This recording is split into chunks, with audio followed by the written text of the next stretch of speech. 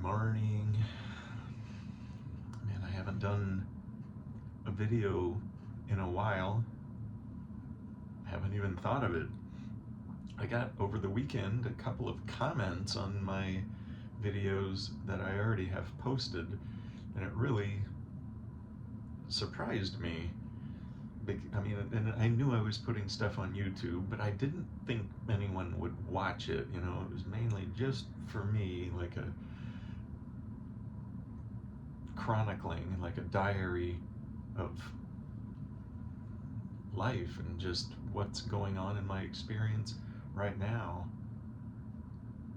Um, it was nice to hear from other people, and it really solidifies the fact that, man, we're all in this together, you know, and these videos are weird, and if the average person were to watch them, they would probably walk away with the feeling that this guy is very disturbed. And they're not wrong. But I think I'm just no more weird or nutty than the average person out there. I'm just willing to show it and talk about it. And I wasn't always.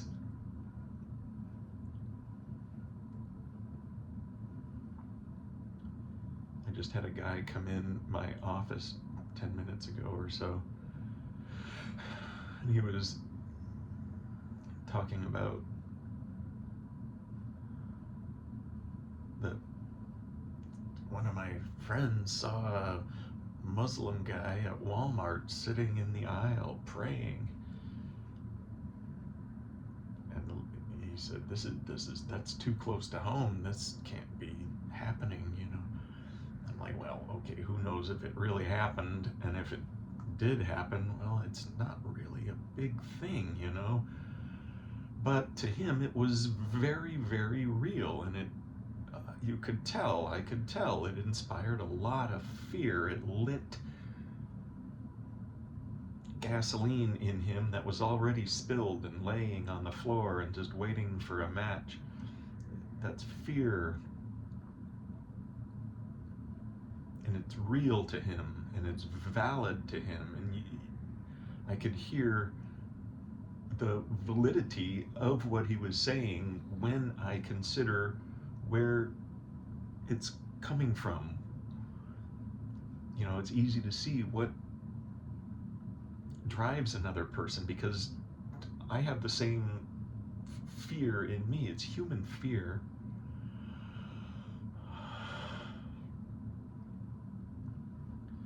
But I'm just grateful that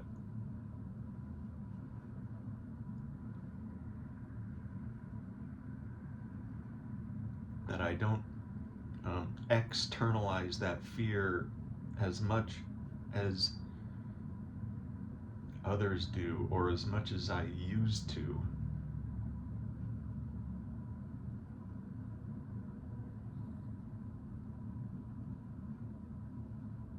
That's a huge blessing, to feel fear inside and not say what needs to change in the outside world to make this go away, but why is this in here? Because this is my fear. The guy next to me has no idea that I feel fear inside of me. You know, I could be in an internal panic, and nobody would know. You know, this is mine. And to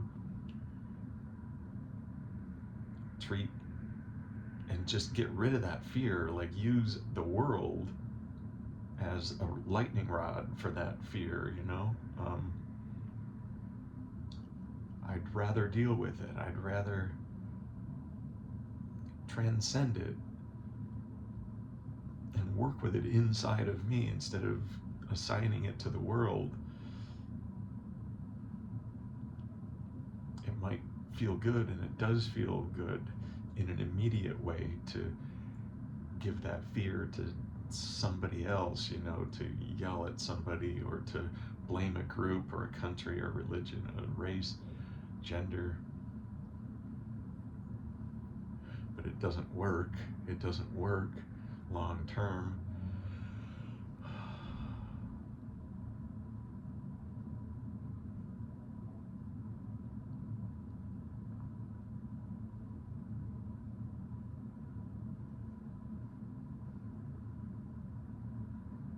And it's hard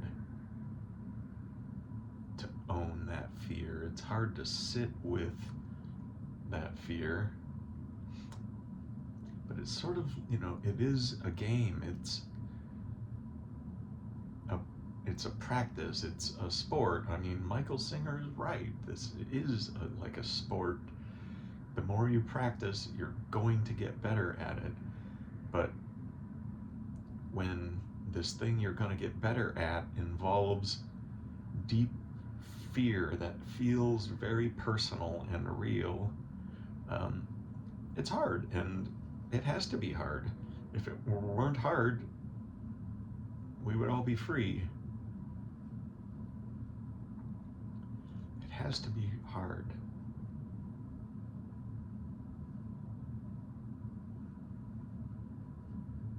So for me, it's just daily presence, staying present as much as I can during the day. When people are talking to me, I can see in my experience the mind wants to jump to certain things. It gets jumpy when people talk. But to just watch that urge for the mind to take me somewhere else and just say, no, I'm going to stay right here. It's good practice to do it when it's inconsequential, when the person is just talking about the weather. Because even that's hard to stay present for. If I really watch what's going on in my mind when words from another mouth are coming in and bouncing around in there, they hit all sorts of little buttons.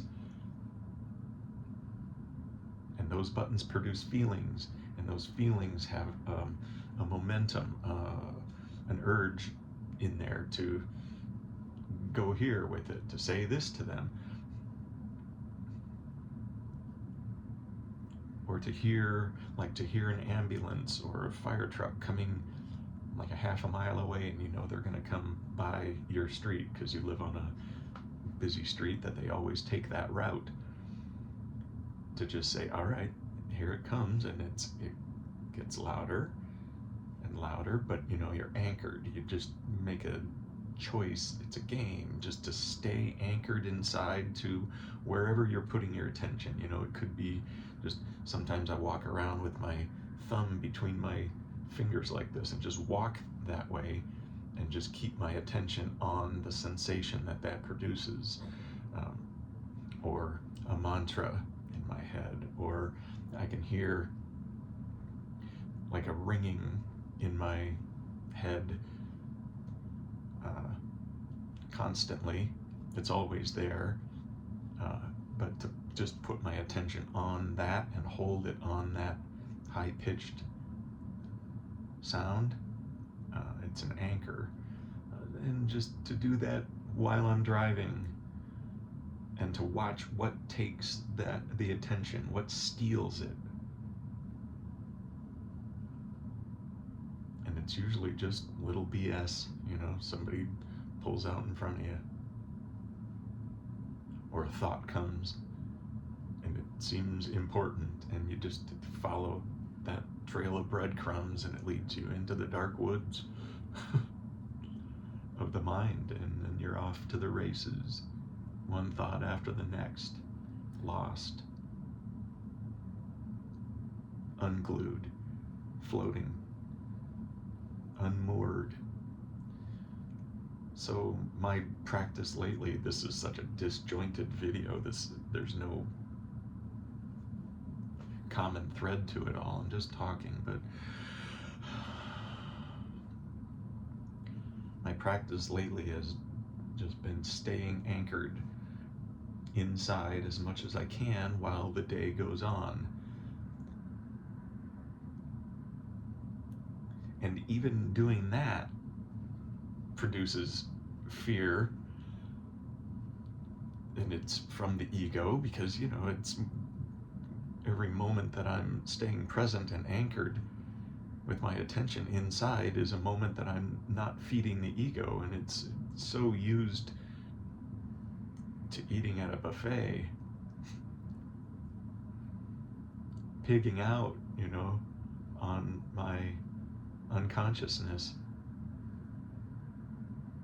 that it throws a fit when I'm not doing that. But this is the unfoldment, you know, this is bigger things coming up when we practice, you know, relaxing, releasing, just staying present.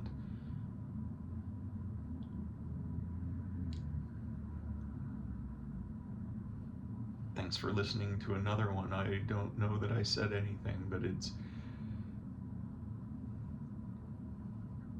good just to hit the record button and throw words out, just kind of puke stuff out that's been unspoken, rattling around in the head.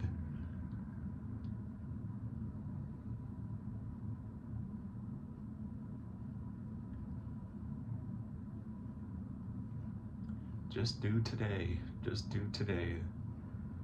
There really is no tomorrow. There's no yesterday. Just do today. Stay here. Be here now.